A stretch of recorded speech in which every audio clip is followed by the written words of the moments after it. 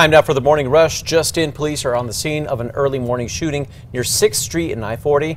They say that the eastbound I-40 frontage road is closed at 7th Street while officers investigate. That's right. 6th Street also closed from McKnight to the I-40 westbound frontage road. Officers say the woman was taken to UNM Hospital, last listed as critical.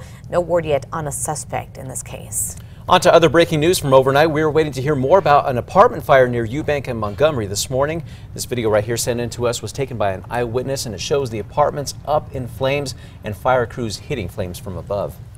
The fire was reported just after 2 this morning at the Sierra Meadows apartment complex. At least 5 people recovering from injuries this morning. Kristen.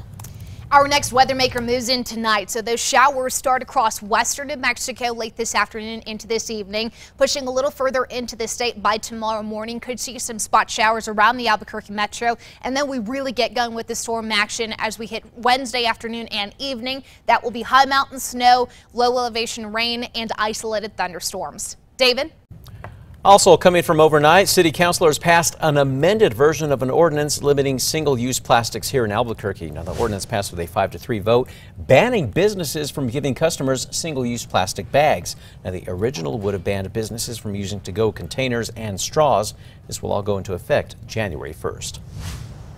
A man is dead this morning after a shooting at Los Altos Skate Park in the Heights. APD says the shooting happened yesterday evening near Eubank and Lomas. Now, officers say one man died on scene. They took another person into custody for questioning. There's no word on any arrests. Kristen.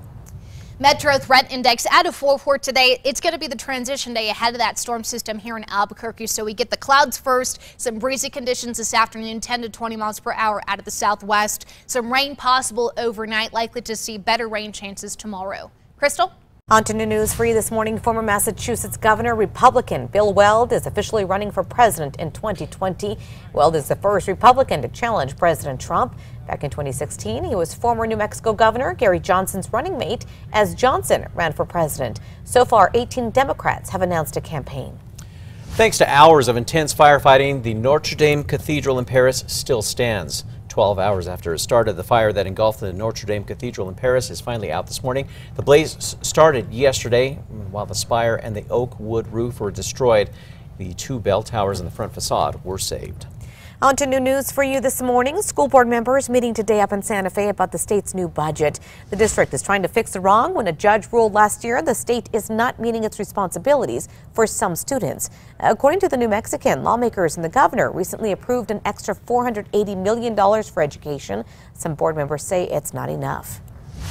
Well, the results are in. APS sent out a survey asking parents their thoughts on adding 10 extra days to the school year. An overwhelming 75% voted to keep things the way they are right now. The results show that parents of students at low-performing schools, which already have a longer school year, are okay with more days. Happening today, fire officials are planning on conducting a prescribed burn in the Santa Fe National Forest. This will be near the Santa Fe watershed. Officials say it's part of an effort to prepare for the upcoming fire season, as well as contribute to overall forest health. They're saying if you see smoke, don't be alarmed. Lawmakers in Washington right now are considering requests from Native American leaders in New Mexico on oil and gas restrictions. Now, yesterday, those leaders, like Congresswoman Deb Haaland, testified asking federal lawmakers to create a 10-mile buffer around Chaco Culture National Historic Park. Now, this restriction request is a way to protect the area from oil and natural gas drilling. A new movie filming in New Mexico. The project called the Manson Brothers Zombie Massacre is about 2 masked professional wrestling villains looking to make it big in the wrestling circuit. The production will begin shooting this month up in Santa Fe and in Espanola. Happening today, Congressman Ben Ray Lujan is set to receive his first endorsement for U.S. Senate. The endorsement is set to come from the New Mexico Professional Firefighters Association. Now, Representative Lujan is scheduled to be in Albuquerque today with the association for that official announcement. Some changes coming to the New Mexico United games. The gates will be opening up earlier to Isotopes Park. Here's why. More than 12,000 fans packed Topes Park to watch Saturday's game.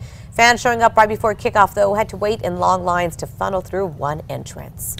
Students at C&M's Rio Rancho campus are being trained by electrical linemen in a special 15-week program. Now, the program hopes to train the next generation of linemen.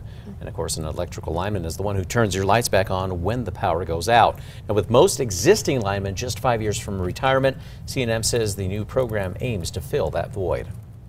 Looking ahead for you, a historic 121-year-old hotel in Las Vegas, New Mexico is set to reopen this June. La Castañeda Hotel has sat vacant for 70 years, but thanks to new owners, the historic hotel is restored and ready to open for guests. The Castañeda renovations include a new bar, restaurant, and 13 themed rooms. Time now for a check on traffic. Just a reminder, we've got 6th Street closed between I-40 and Mountain due to police activity. Same thing, I-40 eastbound frontage road closed at 4th Street. Also getting reports of animals on the roadway. I-25 southbound at Big I. Be sure to use caution in that area. Today, the Lobo is heading back onto the diamond to take on rivals New Mexico State. The teams are back on the mound today at 6 p.m. at Santa Ana Starfield. Lobos have lost 5 straight times to the Aggies. They're hoping to put an end to that.